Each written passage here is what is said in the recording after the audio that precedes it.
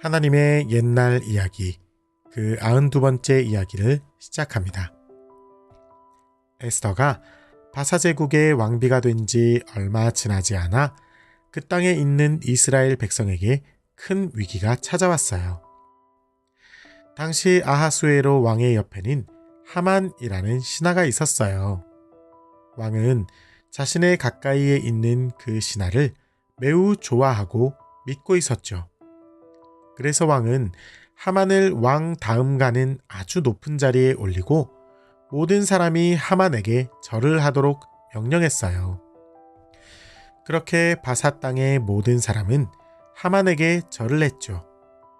그런데 딱 한 명, 에스더의 사촌이었던 모르드게만은 그런 하만에게 절을 하지 않았어요. 모르드게는 하나님이 아닌 사람에게 무릎을 꿇을 수 없었던 거예요. 그런 모르드게를 보며 하만은 매우 화를 냈어요. 절을 하라! 절을 하라! 절을 하란 말이다. 이것이 왕의 명령임을 모르는 것이냐? 화가 난 하만은 생각했어요. 저 사람은 누구이길래 왕의 명령을 어기고 절을 하지 않는단 말인가? 뭐라고? 유대인? 그렇군. 내 그럴 줄 알았어. 예전부터 그 민족이 마음에 들지 않았단 말이지. 저 유대인들에게 내가 어떤 사람인지 제대로 보여줘야겠군. 그러다 유대인들을 다 죽여버려도 좋고 말이지.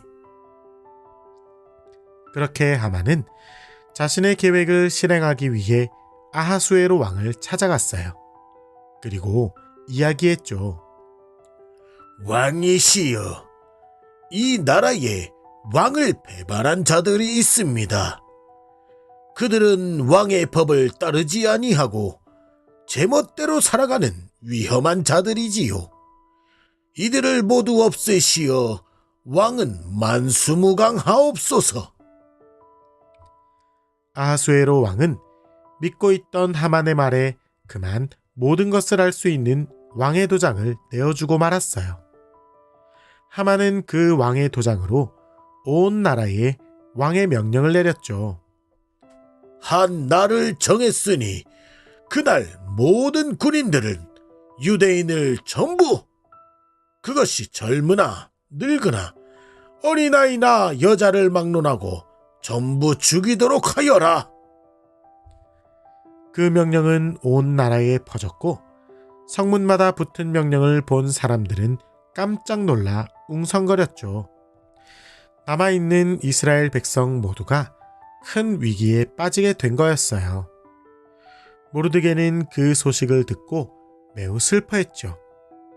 하지만 모르드게는 그 순간 생각했어요.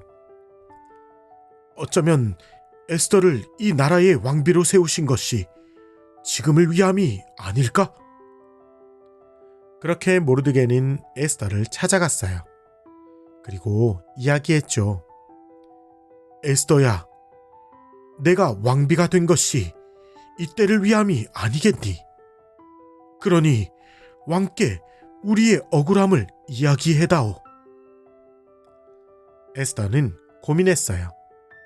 사실 왕비라고는 하지만 왕의 부름 없이 왕 앞에 가는 건 죽음을 각오해야 하는 일이었기 때문이죠.